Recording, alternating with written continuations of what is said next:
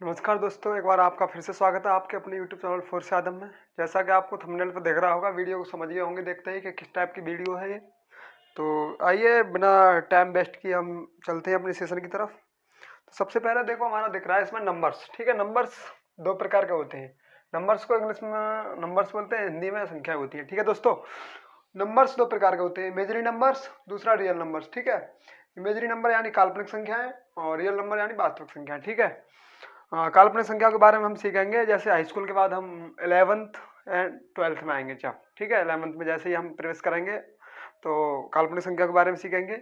उससे पहले सीखते हैं वास्तविक नंबर्स यानी रियल वास्तविक संख्या यानी रियल नंबर्स। ठीक है, इसमें पहले आता है नेचुरल नंबर्स। ठीक है दोस्तों, पहला आता है नेचुरल नंबर्स यानी प्राकृतिक संख्याएं 1 2 3 4 5 6 7 8 9 10 डॉट डॉट डॉट आगे तक चली जाएंगी, इनका कोई अंत नहीं है, अनंत तक जाएंगे। ठीक है दोस्तों,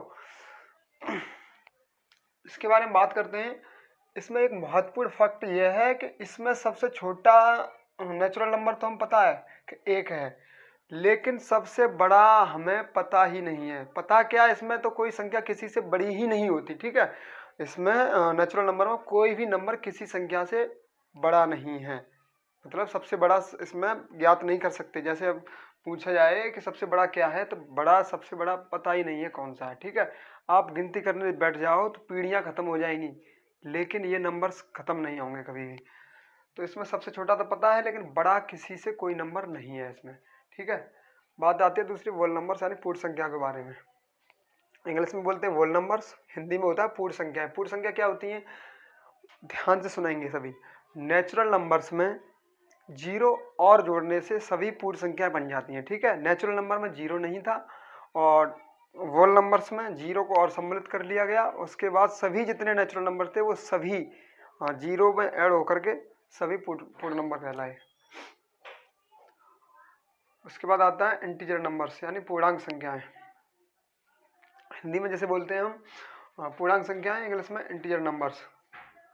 ये जीरो से स्टार्ट होते हैं। देखिए आप 1 2 3 4 डॉट डॉट डॉट इधर चले जाओ और -1 -2 -3 -4 -5 -6 इधर इधर की तरफ आ जाओ, यानी जीरो से दाई तरफ यानी दाया इस तरफ। ठीक है, अपने राइट हैंड में जीरो के दाई तरफ सभी धनात्मक पूर्णांक होते हैं, जीरो के बाई तरफ। ठीक है, जीरो के बाई तरफ सभी ऋणात्मक पूर्णांक कहलाते हैं। ठीक है दोस्तों, इसके बाद आता है तुम्हारा इवन नंबर्स यानी सम संख्याएं। ठीक है, इवन नंबर्स यानी सम संख्याएं। सम संख्या क्या होती हैं, जो संख्याएं 2 से विभाज्य हो जाएं। ठीक है, जो संख्याएं 2 से कट जाएं वे सभी सम संख्या कहती हैं। जैसे 2 2 4 6 8 10 12 14 16 18 20 डॉट डॉट डॉट आगे भी चले जाओ। ठीक है दोस्तों, इसके बाद बात आती है ऑड नंबर्स यानी विषम संख्या। विषम संख्या क्या होती हैं, जो संख्याएं 2 से विभाज्य ना हो। ठीक है, जो संख्याएं जो नंबर्स 2 से न कटे यानी 2 से विभाज्य ना हो वे सभी विषम संख्या कहलाती हैं। जैसे 1 3 5 7 9 11 13 15 17 19 21 आगे भी यही चले जाओ डॉट डॉट डॉट। ठीक है, तो ये कभी खत्म नहीं होंगी, तो ये सभी विषम संख्या कहलाती हैं। इसके बाद बारी आती है कंपोजिट नंबर्स यानी भाज्य संख्याएं। ठीक है, और 7 नंबर में प्राइम नंबर्स यानी अभाज्य संख्या। अब भाज्य और अभाज्य संख्या का कॉन्सेप्ट है वो बड़े ही ध्यान से समझेंगे। ठीक है दोस्तों, मैं थोड़ा सा नीचे कर देता हूँ ताकि आपको ये देखे।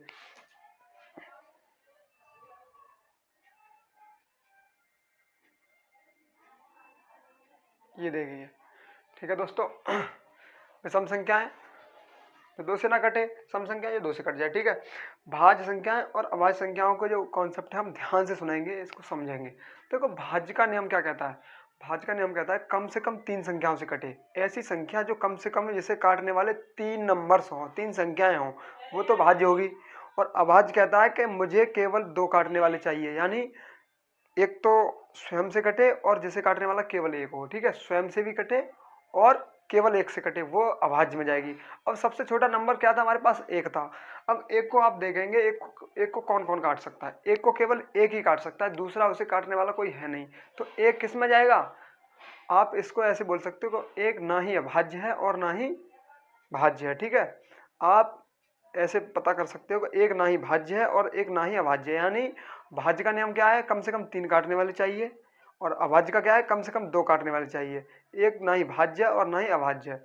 बारी आती है फिर 2 की। अब 2 को देखिए, 2 को 1 काटेगा और 2 स्वयं से भी कटेगा, कोई तीसरा काटने वाला तो है नहीं, तो 2 इसलिए चला गया अभाज्य में। ठीक है, 2 किस में चला गया, अभाज्य में। बारी 3 की आई, 3 को भी देखिए, 3 को काटने वाला 1 है और 3 स्वयं से कटेगा, ये भी अभाज्य में। उसके बाद 4 आया, 4 को देखिए 1 काटेगा, 2 काटेगा और 4 काटेगा, यानी इसके काटने वाले 3 हैं, तो इस वजह से ये भाज्य में आ गया। तो आप ऐसे देख सकते हो कि सबसे छोटा भाज्य संख्या क्या है 4, ठीक है, और सबसे छोटी अभाज्य संख्या क्या है 2, और 2 केवल एक ऐसी समअभाज्य संख्या है जो केवल सम है, ठीक है। 2 ही एक ऐसी संख्या है जो सम भी है और अभाज्य भी है, बाकी का जितने भी अभाज्य नंबर मिलेंगे वो तुम्हें सभी विषम नंबर मिलेंगे, ठीक है दोस्तों।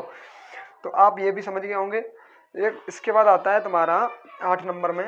देखिए दोस्तों 8 नंबर में देखेंगे हम परमेय संख्या यानी रेशनल नंबर्स, ठीक है। रेशनल नंबर्स परमेय संख्याएं। परमेय संख्या क्या होती हैं, ध्यान से समझेंगे इस कॉन्सेप्ट को, ठीक है।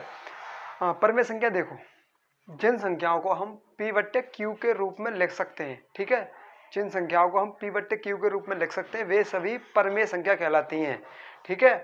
जहां पर q बराबर 0 ना होना चाहिए, यानी q का मान है वो नीचे 0 ना होना चाहिए। जैसे एग्जांपल में देखेंगे, कोई संख्या है 5, ठीक है दोस्तों, अब 5 को 5 बट्टे 1 लिख सकते हैं हम, ठीक है दोस्तों, क्योंकि अब 1 से भाग देंगे 5 में तो फिर से 5 आ जाएगा, ठीक है। तो जिन संख्याओं को हम p बट्टे q के रूप में, यानी p ऐसे मान लिया हमने और q क्या होगा, नीचे वाला होगा, ठीक है, p बट्टे q के रूप में लिख सकते हैं, वे सभी परमेय संख्या होती हैं। 7/2 पहले से बट्टे में लगी हुई है, 5 5/1 6/1 8/1 कुछ भी कर सकते हैं, जहां पर केवल q बराबर 0 नहीं होना चाहिए। 0 क्यों नहीं, क्योंकि अगर 5 को हम 0 कर लिया हमने, तो 0 का भाग किसी संख्या में देते हैं, मैं तुमको पहले बता चुका हूँ, ये कंसेप्ट भी क्लियर हो गया। हमारा बेसिक मैथ की जो थ्योरी थी उसमें हमने देखा था कि 0 का भाग किसी संख्या में देंगे, 0 से किसी संख्या में भाग करेंगे तो जो भागफल होता है वो इन्फिनिटी प्राप्त होता है, ठीक है, अपरिभाषित प्राप्त होता है। इस वजह से q बराबर 0 नहीं होना चाहिए, ठीक है दोस्तों। तो ये हमारा था परमेय का कॉन्सेप्ट।